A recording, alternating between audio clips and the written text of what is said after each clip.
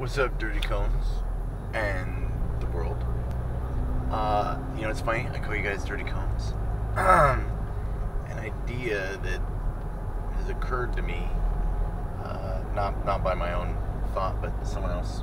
And I said this before about the way people look at themselves and labels, and the way that they said that if somebody said they were an unemployed plumber versus a retired plumber really affected their outlook on life. Kind of, like I always say, that turn that frown upside down. Well, I stole that from Disney as well, but the idea being that how you look at yourself, be it positive or negative, and somebody brought up the acknowledgement that you are a wounded warrior is a negative way of looking at it, because you're admitting that you're wounded. Admitting that you're wounded is one thing, but it sounds like being an unemployed plumber. It's not a happy term. It's not a positive term. It's kind of a bummer. It's an accurate description, and I understand that it's trying to acknowledge who you are, or who you were, and what you are now. I don't know if there's, it's like if you're selling, it's like iced tea selling lemonade. I think that's a Geico commercial I just saw yesterday and laughed at. I don't know if there's any easy answer. So I call you Dirty Cones. So in effect, that does sound like a negative term, but I think that it's a badge of pride or honor to be a dirty cone, because someday you will, like a phoenix, rise from the ashes, or like a caterpillar, become a beautiful butterfly. And for me, it's a term of endearment. But to say, well, I'm just a dirty cone. No. I am a dirty cone. So maybe I'm a wounded warrior. I am a wounded warrior. Maybe it just needs a little intonation on, or more emphasis on warrior and a little bit less on wounded. Because, well, sometimes you can't change labels, especially since all the t-shirts have been made and all the posters are out there. So it's not a bad thing. It's acknowledgement of, like I said, who you were and who you are now. And it is a badge of honor. We just need to put a little bit more emphasis on the warrior and a little bit less on the wounded. And maybe a little bit more positive outlook might help people. The reason I have a friend who I was speaking to yesterday, and her point is, well, I wasn't wounded in combat, so therefore I am less. And I don't agree with her. I can't convince her otherwise yet. I will be resolute in my hopes of getting her to say, or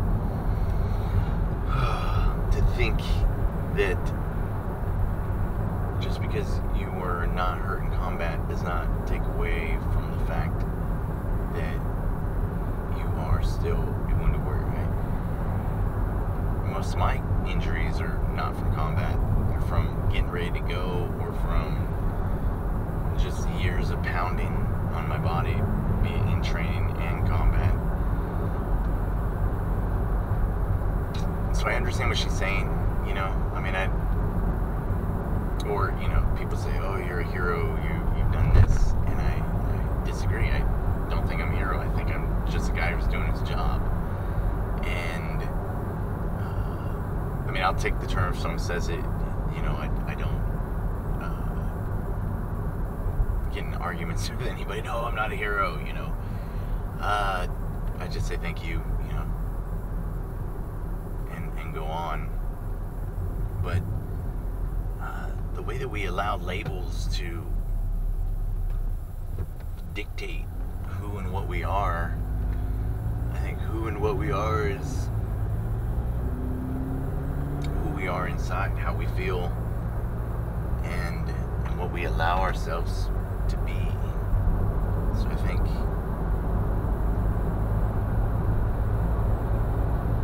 or feel, because I'm more of a feely kind of guy than a thinking person. I feel that we're all human, we're all deserving of respect, and I think the statement, how can someone love you if you don't love yourself? Oh, I'm sorry, it's early. I had to take my son to football, and now I'm going back home. I think that we need to respect ourselves, and we need to respect others, but by respecting ourselves and feeling that we are deserving and precious, maybe, because all life is precious, and I don't think how you got hurt reflects anything. Alright, so how's it go? There's a thing that says that a firefighter, by putting their name, or, becoming a fireman, they are including in up to saying that they will, run into buildings on fire to help people. It doesn't matter if they never get to do that.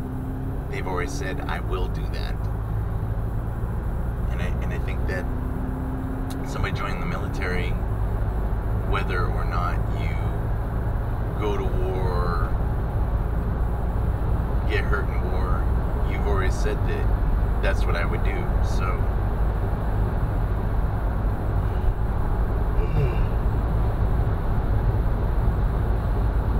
you are a warrior. If only 1% of us join the military, that already puts us, I'm not saying above the 99% who don't join the military, but it does kind of put you in a little bit special category that you were willing to, up to and including death, protect this country. And if you are hurt, you are deserving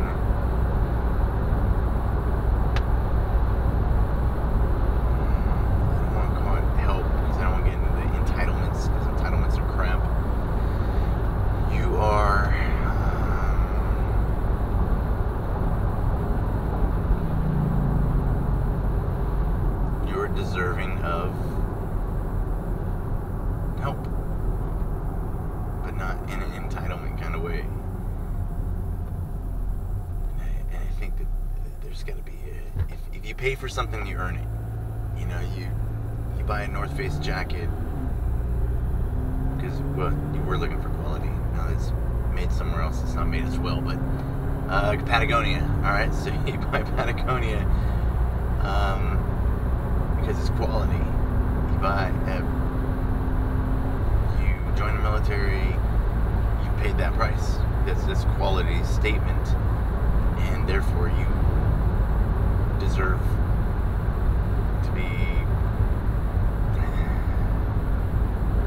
to come up with a bigger vocabulary. But I think you got what I mean. So whether you're wounded in combat or you're not wounded in combat, whether you're a dang dirty cone or, a dang dirty cone, it's how we see ourselves that others will see us. And nobody is lesser. Whether you're a pararescueman or a maintenance guy, We all joined the military. We all said I do. And that's what's important. So be kind to yourself. And I'm hard on myself too. I got it. You know, you guys are hard on yourselves. You push yourselves. But there's a good way and a bad way to be hard on yourself. There's a positive way and there's a negative way. There's a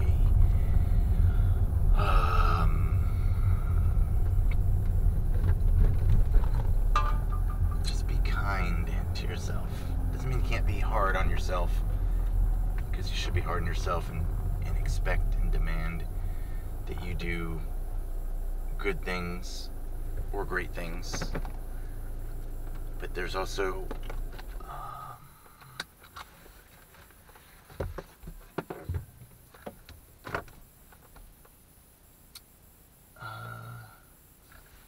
not acceptance of who you are, but, and I know you guys are like, you have said this but not that, or not this but not that. How many times this go around on this conversation?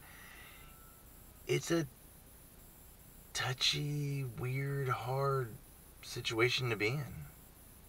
I understand what she's saying. I understand her feelings. But I guess, like I said, until you look at yourself a little bit kinder and accept. I guess it's like when the doctors told me, you know, you have PTSD.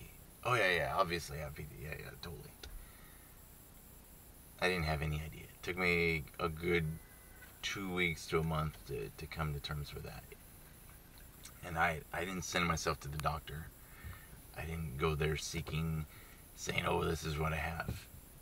You know, somebody else sent me because they had noticed that I was having trouble. And, you know, I wasn't happy about that. But after reading Dr. Jonathan Shea and a couple other books, and, you know, somebody putting, like, here, look, here are the things that constitute this. And it's hard to tell the difference between TBI and PTSD, because there's a lot going on in there. So what's this or what's that? I think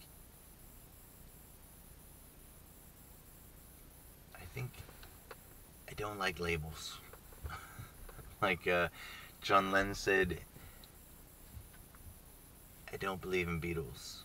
I just believe in me. And I think that you just need to believe in yourself.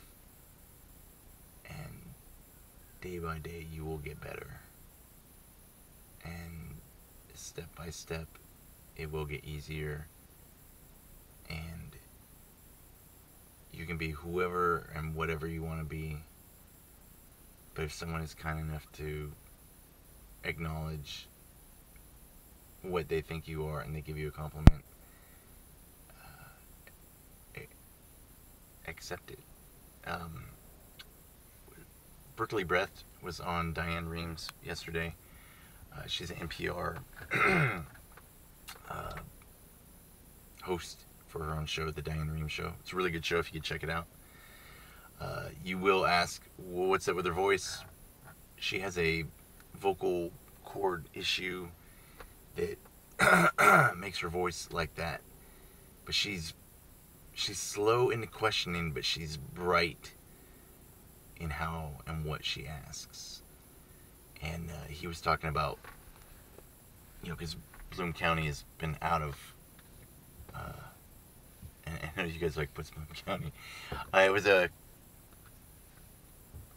cartoon that used to be in the paper, newspapers, things that we used to have, you know, a million years ago.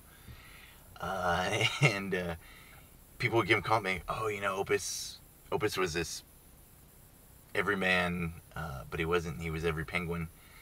He was a beautiful creature, and one of my favorite, if not my ultimately favorite, well, besides this Calvin Hobbes one, but this is my favorite.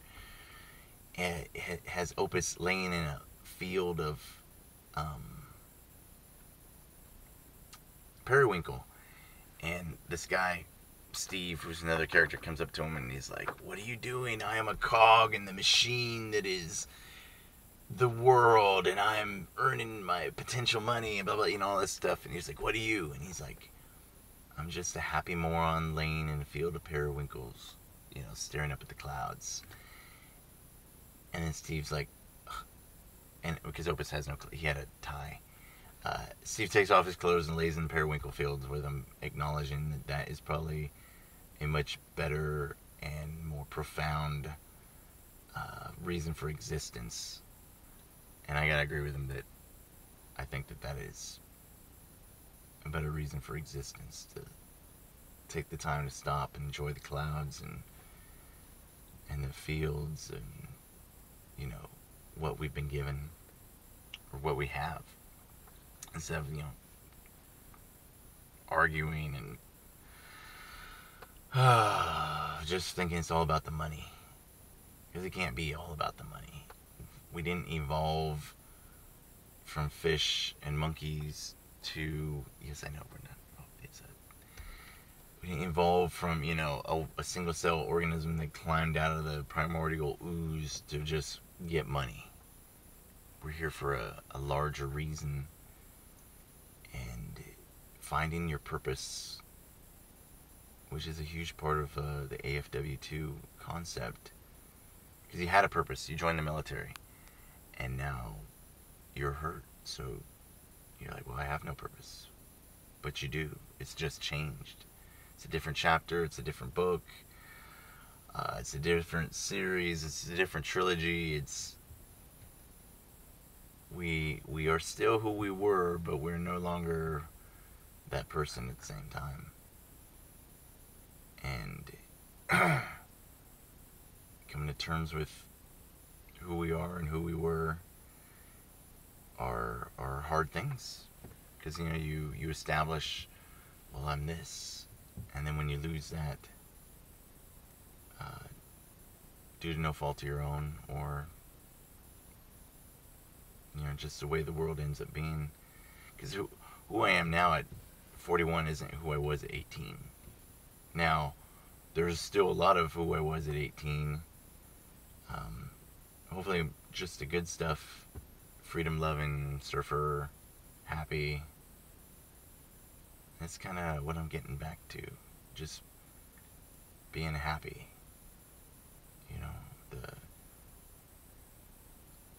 Being a freedom fighting, happy surfer. And so don't let people label you. If you don't want to be a label, you don't want to be in a box.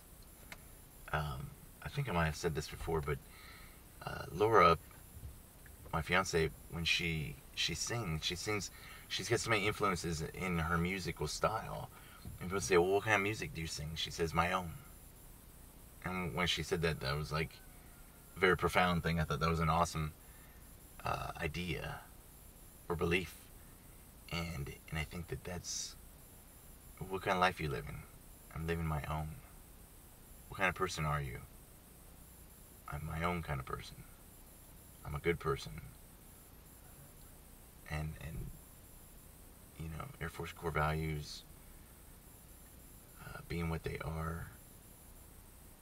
If you stay true to the code, sometimes maybe they're a little bit of a guideline, but if you just stay true to the code, you'll be fine in the end. And so I would urge you to not look at Wounded Warrior as a